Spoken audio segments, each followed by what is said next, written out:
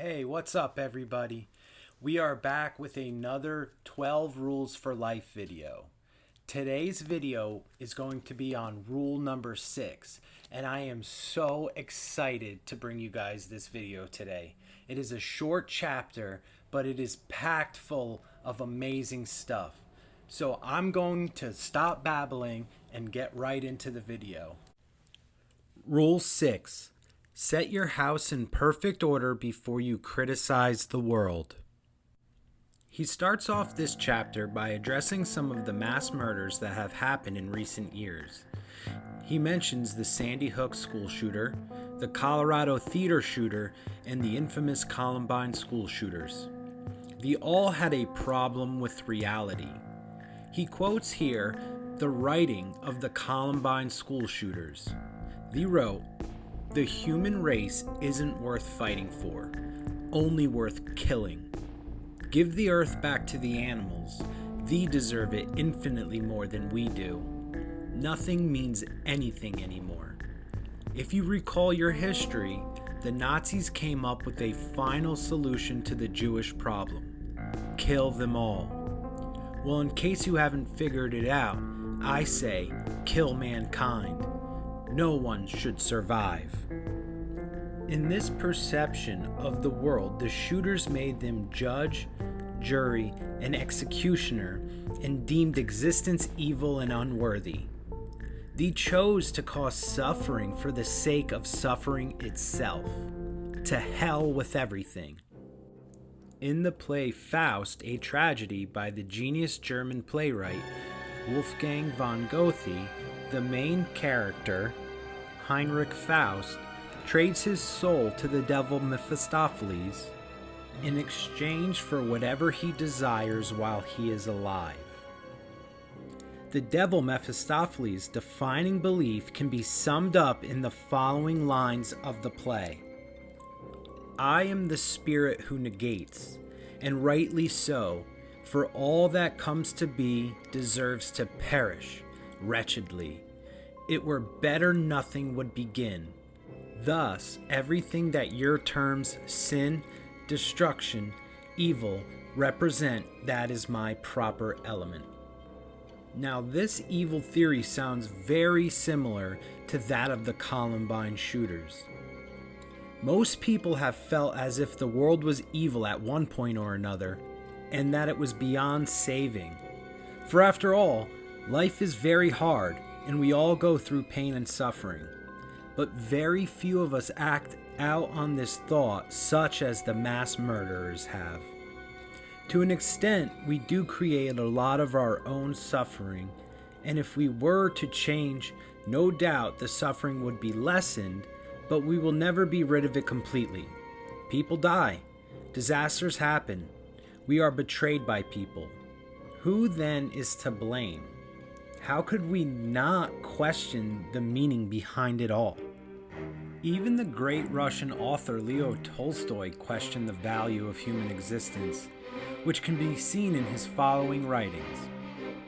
"My position was terrible. I knew that I could find nothing in the way of rational knowledge except a denial of life. According to rational knowledge, it followed that life is evil, and people know it. They do not have to live, yet they have lived, and they do live, just as I myself had lived, even though I had known for a long time that life is meaningless and evil." Now, this type of worldview is what leads to suicide and murder. As of June 2016, there were 1,000 mass killings in the United States in 1,260 days. Tolstoy understood how the psyche could develop for this to happen more than 100 years ago, as did the biblical authors reflected in the story of Cain and Abel. Cain murdered Abel not because Abel was bad, but because he was good and ideal. Cain's act of murder was done to spite God and his creation, to venge himself for existing in a reality he deemed unworthy. He draws a parallel here between Cain's murder of Abel and the notorious serial killer Karl Panzram. As a juvenile delinquent, he was raped and brutalized while in the care of the state in juvie. He emerged full of hate towards his tormentors. This hate grew and grew until it encompassed all of mankind. Just as Cain murdered his brother to spite the Creator, Panzram became a burglar, arsonist, rapist, and serial killer, unleashing his rage on all mankind. Given what happened to him, it is easy to see how he developed this mind state. Panzram could not let go of what happened to him and chose to perpetuate his suffering. It's hard to see how anyone could let go of something so terrible, but they do, all the time. He cites examples of people in his clinical practice that experienced similar trauma and slipped into the same mindset as Cain and Panzram. They developed serious drug addictions as a way to cope, but rather than crossing the line into real evils such as the mass murderers did, they instead chose for the suffering to end with them. They gave up the booze and drugs, started to give back to the community, and eventually even let go of all the resentment that was built up over the years. Another example he uses is the child who grows up in an abusive home that goes on one day to start a family of their own, and rather than perpetuate the injustice done to them, they instead choose to never subject their children to that kind of treatment. The famous German philosopher Frederick Nietzsche said, "Distress, whether psychic, physical, or intellectual, need not at all produce nihilism. That is, the radical rejection of value, meaning, and desirability. Such distress always permits a variety of interpretations. This means we have a choice. When we experience evil, we can either perpetuate it or learn from it and avoid spreading it at all costs." In the American writer T.S. Eliot's play, The Cocktail Party, a character is having a rough time and says to a psychiatrist that she hopes all of her suffering is her own fault. The psychiatrist is surprised at first, but she goes on to explain, for if it's all her fault, then maybe she can change. If it's God or reality's fault, then she is doomed. Alexander Solzhenitsyn, the Russian author, led a life filled with tragedy. He experienced the horrors of war with the Nazis and was rewarded for his service by being thrown into the Gulag by the Communist Party. He lost many years of his life, watched friends and family die, and even ended up with cancer. He could have easily blamed the world for his misfortune, but instead, he took inventory of his life and saw where he was at fault. After all, he was part of the Communist Party that imprisoned him. His soul-searching led to the writing of the Gulag Archipelago, which among other things helped bring down the Soviet Union, making the world a better place.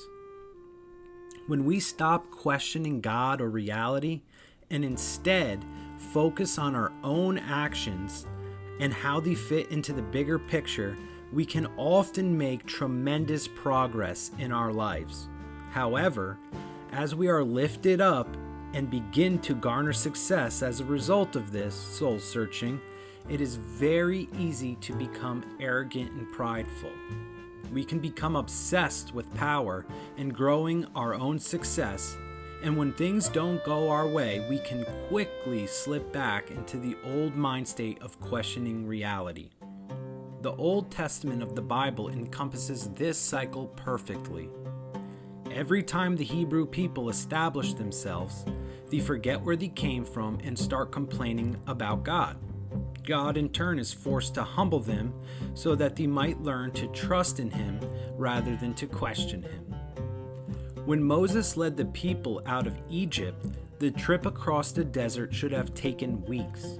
Instead, Every time they blamed God for their misfortune, he extended their time in the wilderness. It took them 40 years to stop blaming and learn to take accountability for their own actions and lack of faith. This same cycle happens today.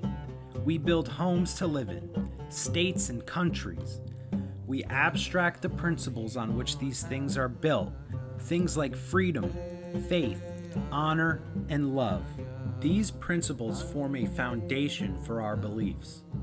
As things get better and better, we become complacent, start to take things for granted, and fail to pay attention. This is how corruption can sneak in under the radar. When this happens, we become unprepared for when disaster strikes. This disaster could be metaphorical, or it could be an actual disaster. Hurricane Katrina almost wiped New Orleans off the face of the map. Was this an act of an angry, cruel God? Does this terrible natural disaster sum up what it's like to live in a terrible reality? Or was the real evil the lack of preparation by the city leaders? The city was mandated to make improvements to the levees in 1965. The work was supposed to be done by 1978. 40 years later, when Katrina hit, it was only 60% done. If we scale this down to our lives, we have to ask ourselves, how much of our suffering is due to this same lack of preparation? Take stock of your life. Are you making progress towards your goals? Or is bitterness and resentment holding you back? Are you doing something you shouldn't that is making your life worse? If you are, then stop. Stop today. Don't waste time. Willingness can only be practiced in the present. As you stop doing these negative things, your head will clear up and life will get much better. You will see things more clearly and be able to notice even more subtle things that you shouldn't be doing. Sustain this for a while and you'll be amazed at how much different life will look. You may even find strength within you that you didn't know was there. Strength to handle life on life's terms and to let go of the tragedies of the past. The strength to add to the good in the world rather than perpetuate the evil. The more people who do this, the less evil exists in the world, making the world a better place. If you want to fix the world, then start by fixing yourself. Or, in other words, set your house in perfect order before you criticize the world. I hope you guys enjoyed this video. I know I sure enjoyed making it, and I've learned so much along the way. Be sure to click the subscribe button and check out more 12 Rules for Life videos as they come out. Join me next week for Rule 7. Pursue what is meaningful, not what is expedient. Until next time.